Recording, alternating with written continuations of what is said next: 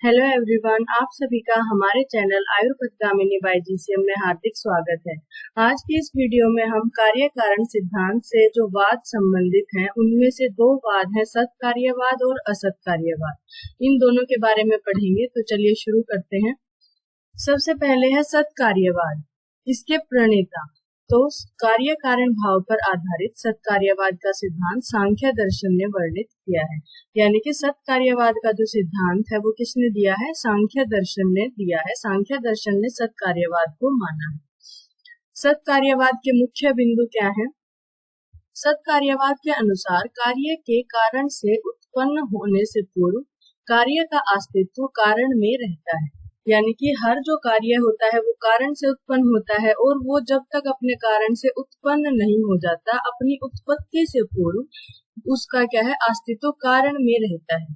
तो इन्होंने माना है कि जो भी कुछ कार्य है वो अपने उत्पन्न होने से पहले अपने कारण में ही विद्यमान रहता है, उसी में छुपा रहता है, पहले से ही उसमें उपस्थित होता है, अपने कारण में कार्य उपस्थित रहता है। नया कार्य कोई उत्पन्न नहीं होता। जो कार्य अपने कारण में पहले से उपस्थित रहता है, साधनों द्वारा उसी की अभिव्यक्ति मात्र होती है। तो इनके अनुसार क्या है कि कोई भी नई चीज उत्पन्न नहीं होती है। जब कारण से कार्य बनता है, तो इन्होंने माना है कि किसी नई चीज की उत्पत्ति नहीं हुई है, बल्कि जो चीज पहले से ही अपने कारण में विद्यमान थी, अनेक साधनों द्वारा, अनेक कारणों के द्वारा उसकी अभिव्यक्ति मात्र हो गई है। यानी कि वो पहले दिखाई नहीं दे रही थी, पहले उसकी अभिव्यक्ति नहीं थी, लेकिन साधनों के द्वारा, कारणों के द्वारा उसकी अभिव्यक्ति हो गई। सत कार्यवाद नवीन पदार्थ की उत्पत्ति नहीं मानता, किंतु वह अभिव्यक्ति मात्र स्वीकार करता है कि पहले ही वो चीज थी, लेकिन उसकी अभिव्यक्ति नहीं हुई थी, उसकी साधनों के द्वारा बाद में अभिव्यक्ति हुई। उदाहरण क्या है? अंधकार में दीपक लगाने से वहां स्थित वस्तुओं की अभिव्यक्ति मात्र होती है, उनकी उत्पत्ति नहीं होती। जैसे कि किसी रूम में हम लगाएं, वहां पर लाइट ऑफ है, बंद अंधेरा है वहां पर, तो उसमें क्या है? कोई भी चीज हमें दिखाई नहीं दे रही है। तो जहाँ वहां पे जो भी फर्नीचर है, जो भी चीजें हैं उस रूम में, उन सब की क्या है? अभिव्यक्ति नहीं हो रही है उस टाइम पे। और जब दीपक लगाएंगे या फिर बल्ब जलाएंगे तो क्या हो जाएगा? उन्हीं वस्तुओं की, यानी कि जो पहले से फर्नीचर वहां पे था, रूम में जो भी सामान पहले से वहां पर था, वो ही वस्तुएं दिखाई देने लग जाती हैं।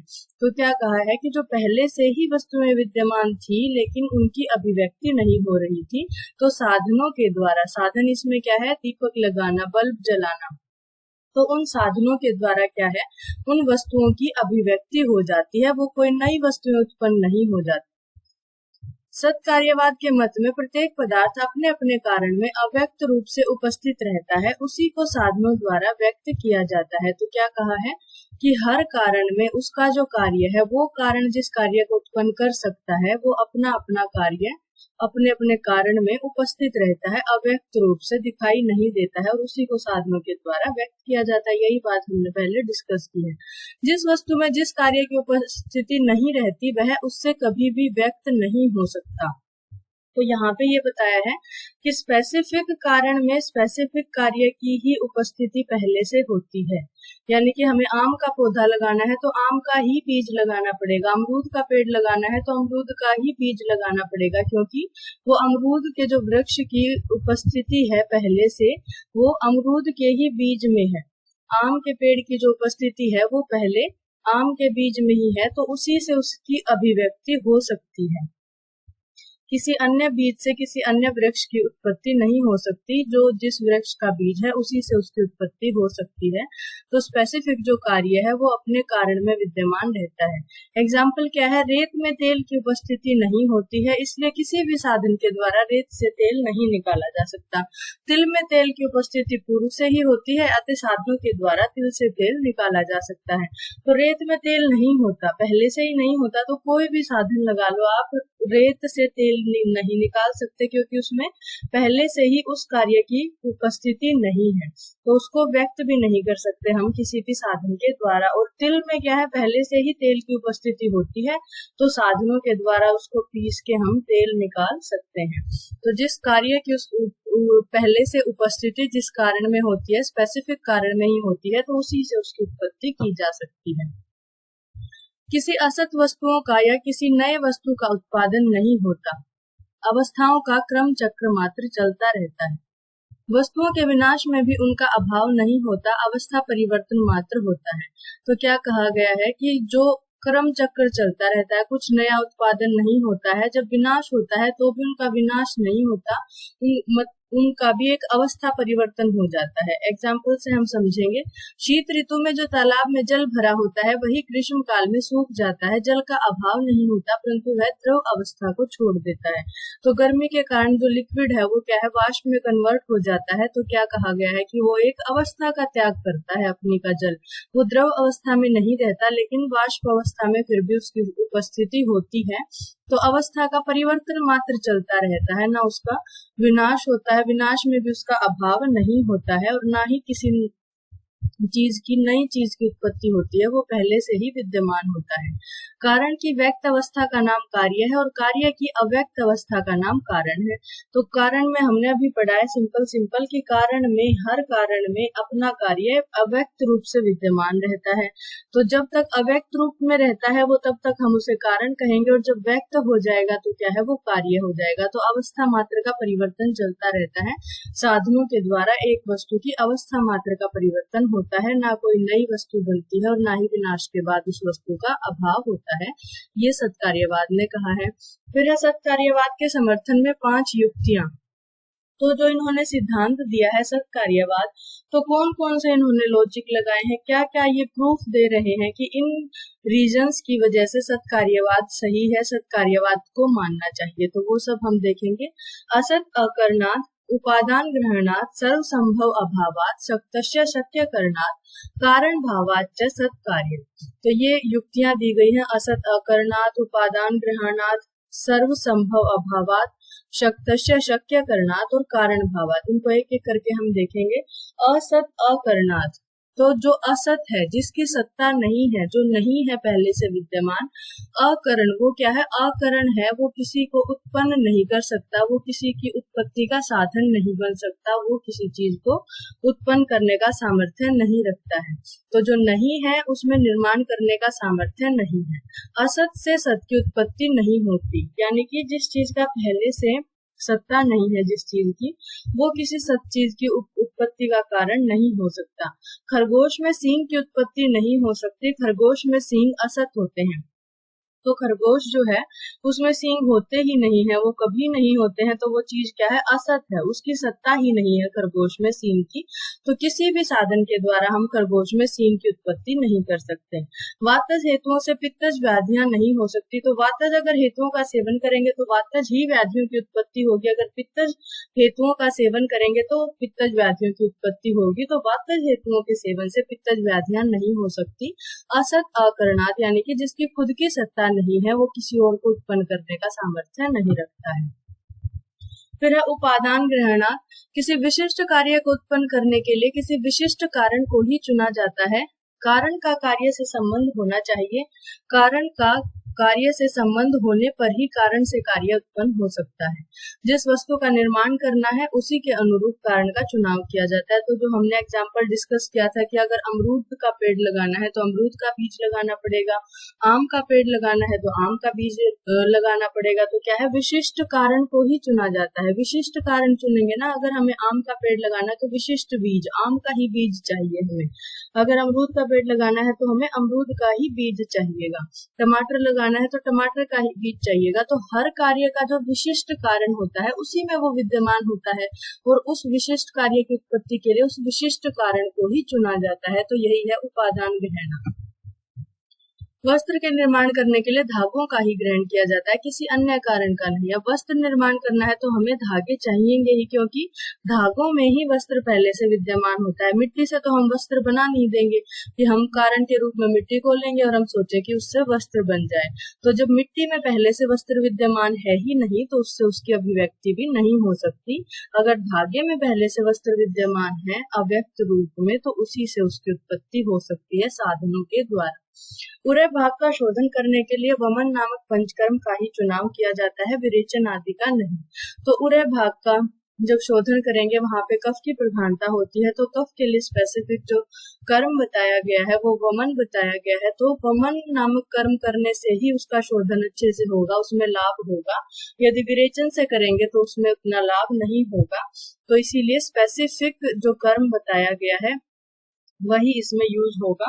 कहने का भाव यही है कि स्पेसिफिक कार्य की उत्पत्ति के लिए स्पेसिफिक ही कारण यूज करना पड़ेगा, किसी भी कारण से किसी भी कार्य की उत्पत्ति नहीं हो सकती।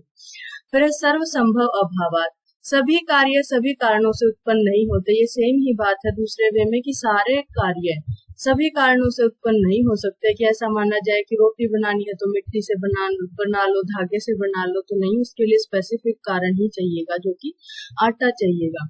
तो एक विशिष्ट कारण से संबंधित कार्य ही उस कारण से उत्पन्न होता है। इसका यह अर्थ है कि कार्य अपने कारण में पहले से ही विद्यमान रहता है।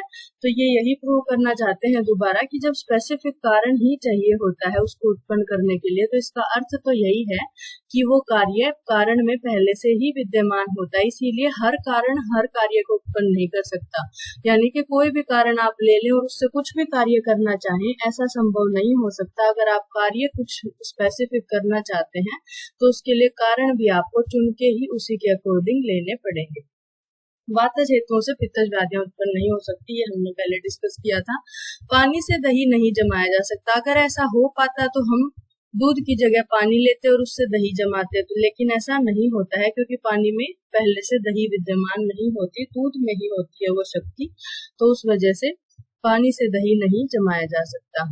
फिर है शक्तस्य शक्य करना, जो कारण जिस कार्य को उत्पन्न करने के लिए शक्त है या समर्थ है वह कार्य को उत्पन्न कर सकता है, अन्य कार्य को नहीं। तो फिर वही बात है कि जिसमें शक्ति है, सामर्थ्य है किसी स्पेसिफिक कार्य को उत्पन्न करने का, वही कारण उस कार्य की उत्पत्ति में साधन हो सकता है, अन्य किसी कार्य को वो उत्पन्न नहीं कर सकता। आम का बीज आम के वृक्ष को ही उत्पन्न करने में समर्थ है, किसी अन्य वृक्ष को नहीं। त्रिकटु का उष्ण तीक्ष्ण आदि गुण है, उसी वजह से वो दीपन पाचन आदि कार्य करता है। अगर त्रिकटु का उष्ण तीक्ष्ण आदि गुण ही कम हो जाए तो उसके बाद वो दीपन पाचन आदि कर्म करने में समर्थ नहीं होगा, शक्त नहीं होगा। फिर है कारण भावात, कारण और कार्य को एक ही कहा जा सकता है, उनमें केवल अवस्था भिन्नता है।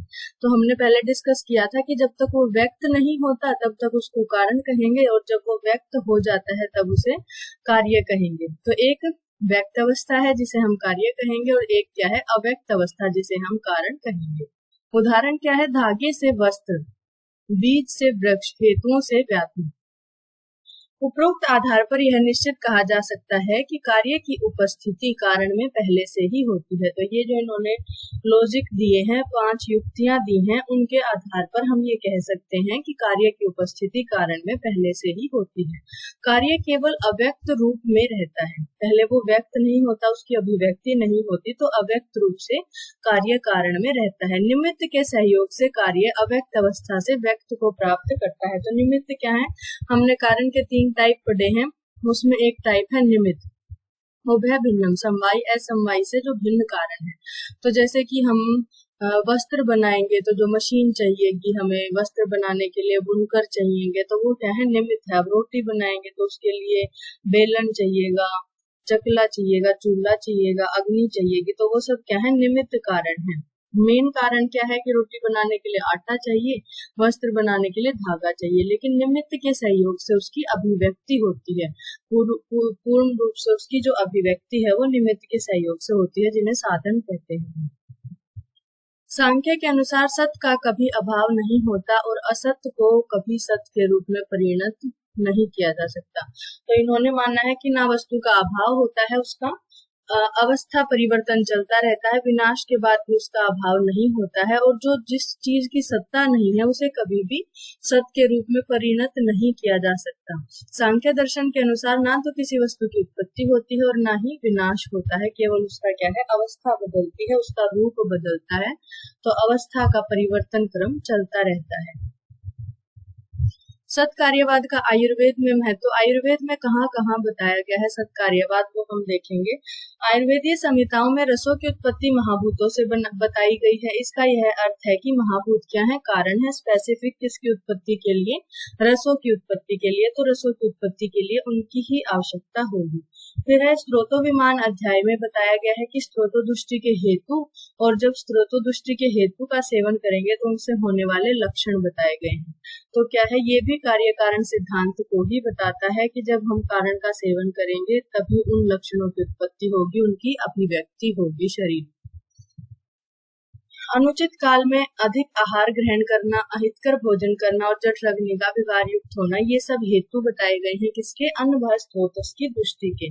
और जब ऐसा हम सेवन करेंगे तो उससे क्या होगा, लक्षणों की उत्पत्ति होगी। स्त्रोतोदुष्टि के जो लक्षण हैं, अन्न व स्त्रोतोदुष्टि के लक्षण उत्पन्न हो जाएंगे, जैसे कि आहार ग्रहण करने की अभिलाषा या इच्छा न होना, अविपाक यानी कि पाचन न होना, तो ये लक्षण उत्पन्न होंगे। तो जो स्पेसिफिक कार्य है, अन्न व स्त्रोतोदुष्टि के लक्षण वो स्पेसिफिक हैं, वो किस वजह से होंगे, जब हम अन्न व स्त्रोतोदुष्टि के ही हेतुओं का सेवन करेंगे। तो ऐसा नहीं है कि किसी दूसरे स्त्रोतस की दुष्टि के हेतुओं का हम सेवन करते जाएंगे और उससे जो लक्षण है वो दूसरे स्त्रोतस की दुष्टि के आने लग जाएंगे हमारे शरीर में। जिसके हम दुष्टि के हेतुओं का सेवन करेंगे उसी के दुष्टि के लक्षण हमारे शरीर में देखने को मिलेंगे। जिन हेतुओं के सेवन से दोष प्रकोप होता हुआ व्याधि का निर्माण होता है, उन्हीं हेतुओं के विपरीत गुणों के द्रव्यों से उस व्याधि की चिकित्सा का नियोजन किया जाता है। यह भी कार्य कारण सिद्धांत को ही स्पष्ट करता है। तो हम देखते हैं कि जिस दोष का प्रकोप हो गया तो उस दोष का शमन करने के लिए हम उससे अपोजिट चीजों का प्रयोग करते हैं, अपोजिट जो गुणों से युक्त द्रव्यों का प्रयोग करते हैं। तो ये चिकित्सा सिद्धांत है सामान्य विशेष का, जिसका ह्रास हो जाए तो उसी के समान गुणों वाला हम प्रयोग करते हैं, और जिसकी वृद्धि हो जाए तो उससे विपरीत हम प्रयोग करते हैं। तो इसी विषय को त्रिसूत्र आयुर्वेद में स्पष्ट किया गया, हेतुओं से लक्षणों की उत्पत्ति और लक्षणों को देखकर औषधि की योजना। तो ये सब क्या है, कार्य कारण सिद्धांत पर ही डिपेंड करता है। विकृत संतान रूपी कार्य की उत्पत्ति में बीज दृष्टि को कारण माना गया। अगर संतान में किसी भी प्रकार की विकृति होगी तो जाहिर है कि उसके जो बीज हैं, जो उत्पत्ति का कारण है मूलभूत, उसमें कहीं ना कहीं दृष्टि होगी। उसी से जो उसके ऑर्गन्स है संतान के, वो विकृत रूप में बने हैं। जब तक बीज में दृष्टि नहीं होगी तब तक संतान में दृष्टि नहीं होगी। फिर है असत कार्यवाद। इसके प्रणेता कौन है, न्याय और वैशेषिक दर्शन। जिसके पर्याय क्या है, इन्होंने बताया है कि असत कार्यवाद को आरंभवाद कहा जाता है। कार्य अविद्यमान होते हुए भी उसे उत्पन्न या आरंभ किया जाता है। तो ये क्या कहते हैं, वो कहते थे कि कार्य उत्पन्न नहीं होता है, कोई नया कार्य उत्पन्न नहीं होता, बस अवस्था का परिवर्तन चलता रहता है। लेकिन असत कार्यवाद में क्या कहा गया है कि कार्य उत्पन्न होता है, वो पहले से नहीं होता है। जब उत्पन्न हुआ तो उसका आरंभ हुआ, किसी वस्तु की उत्पत्ति हुई यानी कि फर्स्ट स्टेज उसकी, तो उसको आरंभ कहा गया है। तो इसी वजह से असत कार्यवाद का जो सिनोनिम है वो क्या दिया गया है, आरंभवाद भी दिया गया है। इसके मुख्य बिंदु क्या है, असत कार्यवाद के अनुसार कार्य के कारण से उत्पन्न होने से पूर्व कार्य का अस्तित्व कारण में नहीं रहता है। तो ये कहते हैं कि पहले से ही कार्य कारण में विद्यमान नहीं रहता। कार्य एक सर्वथा नवीन रचना है, एक नई रचना है। उत्पत्ति से पहले इसका कोई अस्तित्व नहीं होता है। समवायी कारण और निमित्त कारण स्वतंत्र होकर कार्य उत्पन्न करने में असमर्थ होते हैं, किंतु जब ये मिलकर व्यापार करते हैं तब कार्य की उत्पत्ति होती है।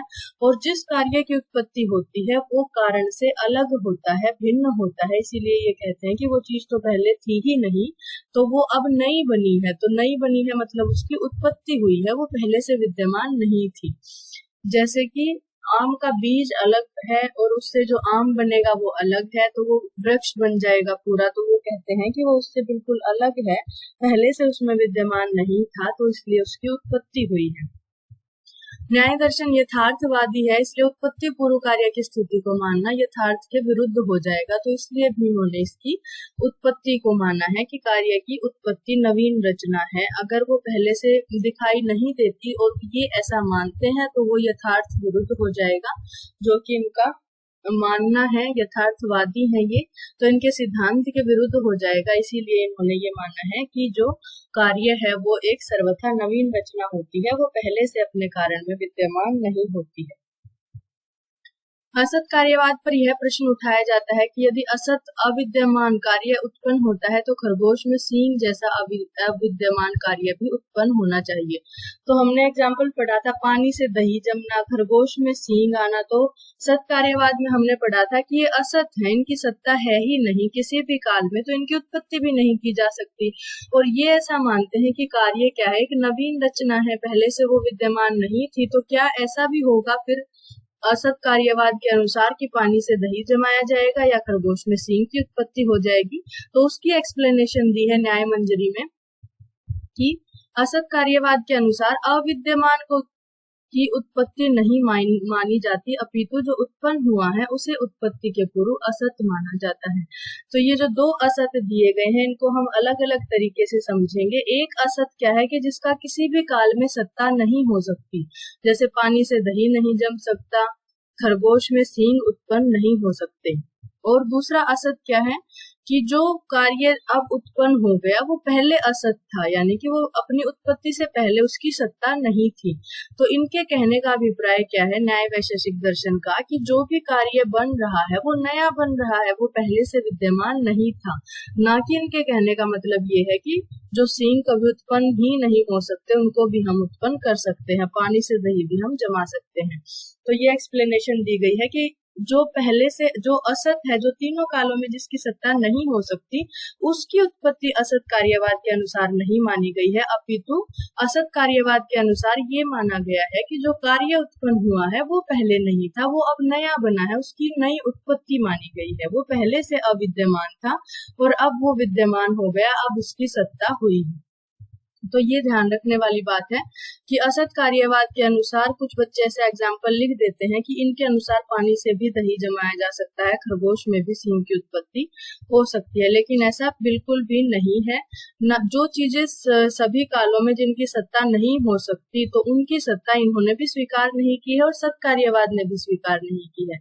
फर्क क्या है कि जो सत कार्यवाद है वो कार्य को अपने कारण में पहले से ही विद्यमान मानता है, और जो असत कार्यवाद है वो कार्य को अपने कारण में पहले से विद्यमान नहीं मानता। वो कहते हैं कि ये एक नई चीज बन के आई है, तो ये नई उत्पत्ति है, नया आरंभ हुआ है, इसीलिए इसे आरंभवाद भी कहते हैं।